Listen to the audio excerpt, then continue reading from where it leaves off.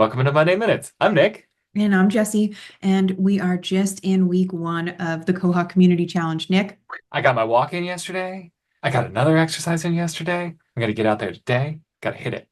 that's right. I'm going to try and get a bike ride in after this. That's why we got our sporty hoodies on.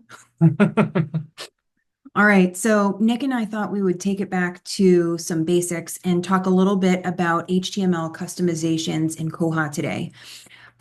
Nick, probably what I'd say over the last couple releases, we've been trying to transition system preferences into the tools module where we can have all of our HTML customizations in one spot. And Nick, what's this doing for Koha? So, it does a couple things.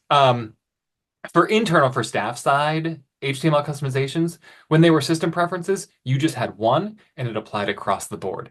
You can now specify them per library. So once a user has logged in, they can see customized content for their library. The other nice thing that it does is for any of our libraries out there who are using translations, they can now have different versions of these settings in different languages.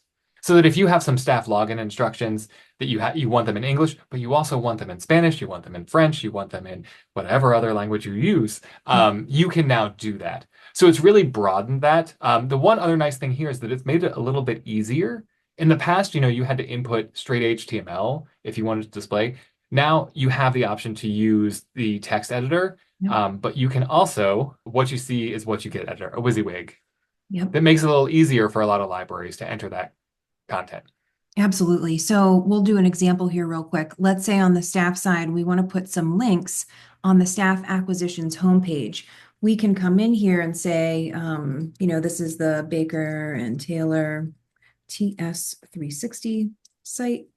And easily with our WYSIWYG, we can come in here, say URL. We can grab that URL, paste it in there, throw in a title. And there we go. We've just easily created the link. Now, once we have it in there, Nick, we'll set a publication date so we can say this is going to run. If we leave it blank, it'll just indefinitely stay there until we remove Yep. it. But this is if you were saying like we're transitioning vendors, you could put a note there that expired in a month when that transition is done.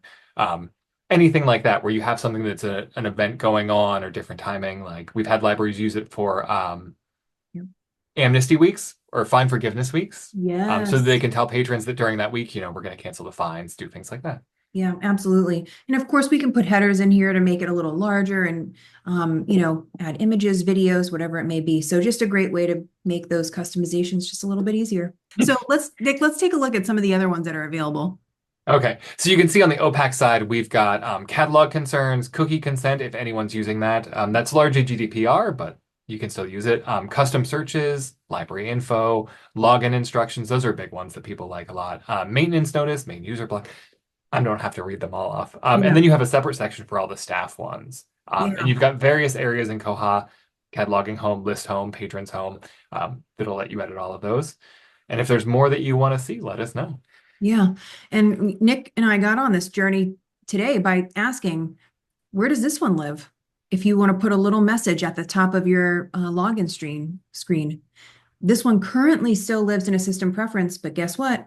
2505, it's getting moved to HTML customizations. Can't wait. All right, y'all. See you out there for Koha Community Challenge. Have a great week. Bye. Have a great week.